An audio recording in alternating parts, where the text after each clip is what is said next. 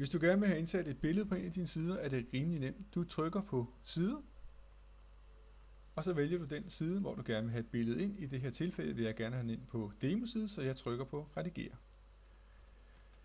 Og jeg kommer så ind på siden, og jeg vælger så, at jeg vil godt have mit billede hernede, og derfor markerer jeg så, cursoren kommer her. Bagefter trykker jeg på tilføj medier, og nu er der så to muligheder for at indsætte billedet. Den ene det er, at du trykker her på vælg filer, og så går du ind i den mappe, hvor dit billede ligger, og du vælger din mappe her og åbn. Den anden mulighed, det er, at du direkte åbner din mappe på computeren, og tager fat i det billede, du godt vil have ind. Du trækker det ind, trækker slip, og så venter du på, at billedet bliver uploadet. Når det er uploadet, så går du herned i højre side, og der kan du se, at der er mulighed for at vælge, hvor stort billedet skal være. I det her tilfælde, der vil jeg bare godt have, at det er medium, og derfor trykker jeg indsæt på siden.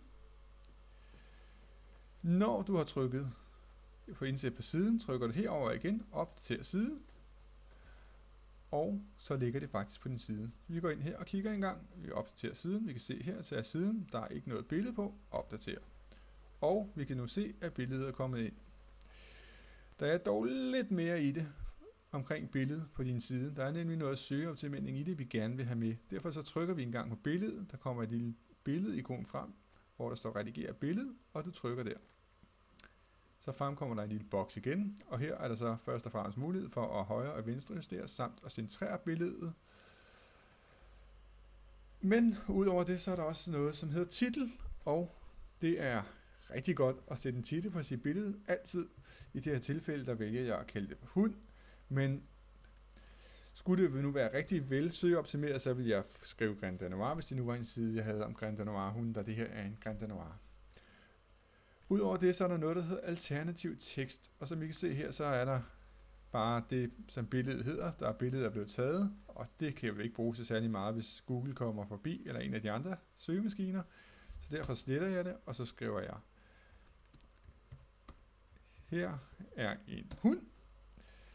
Og det er så det, som Google og andre søgemaskiner vil indeksere ud fra.